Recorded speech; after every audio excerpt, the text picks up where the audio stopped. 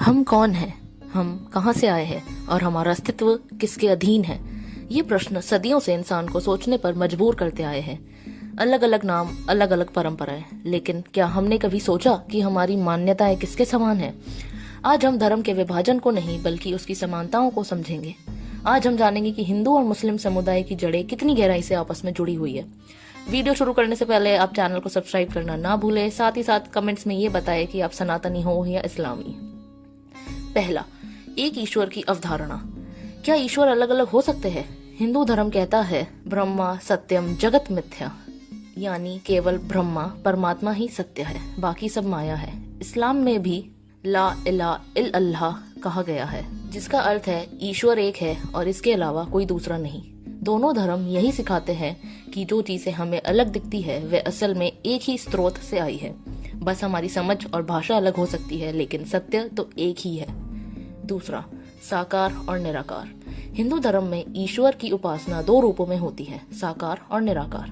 कुछ लोग मूर्ति पूजा के माध्यम से ईश्वर की आराधना करते हैं, जबकि कुछ लोग योग और ध्यान के द्वारा परमात्मा से जुड़ने की कोशिश करते हैं। इस्लाम में भी ईश्वर को निराकार माना जाता है, यानी बिना किसी रूप, बिना किसी आकार की।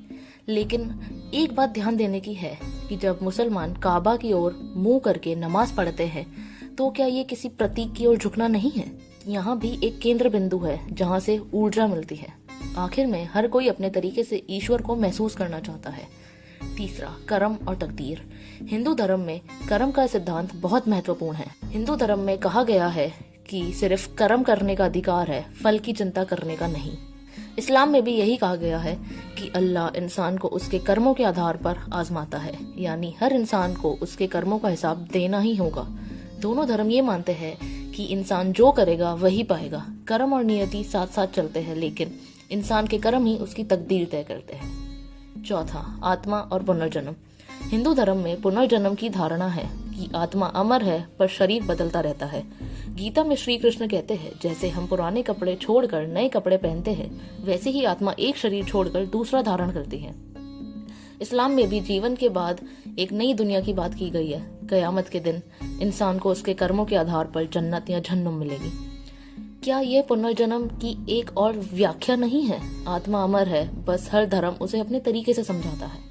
पांचवा, पूजा और इबादत। भजन हो या अजान, कुरान की तिलावत हो या वेदों का पाठ, सभी का उद्देश्य एक ही है, आत्मा की शुद्धि और ईश्वर की निकटता। जहाँ एक और हिंदू धर्म में संध्या, वंदन और मंत्र जपने की परंपरा है, वहीं इस्लाम में 5 वक्त की नमाज का नियम है। दोनों में ही एकाग्रता, अनुशासन और ईश्वर के प्रति श्रद्धा की बात की गई है। छठा, मानवता का संदेश। क्या धर्म सिर्फ पूजा और पाठ तक ही सीमित है या उसका उद्देश्य इंसानियत को बचाना है? हिंदू धर्म में कहा गया है कि एक संसार पूरा परिवार है। इस्लाम में भी यही कहा गया है कि सारी सृष्टि अल्लाह का एक परिवार है। फिर भला हम क्यों एक दूसरे से अलग होने का भ्रम पालें? अगर हम धर्म को सही तरीके से समझेंगे तो पाएंगे कि हम हमेशा से जुड़े हुए थे। हमारी सोच हमें बांटती है, लेकिन हमारी आत्मा हमें जोड़ती है। अब सवाल ये नहीं है कि कौन सही है कौन गलत, पर सवाल ये है कि क्या हम एकता को महसूस कर पा रहे हैं? अगर आप भी मानते हैं कि एकता सबसे बड़ा धर्म है, तो इस वीडियो को एक शेयर जरूर करें। धन्यवाद।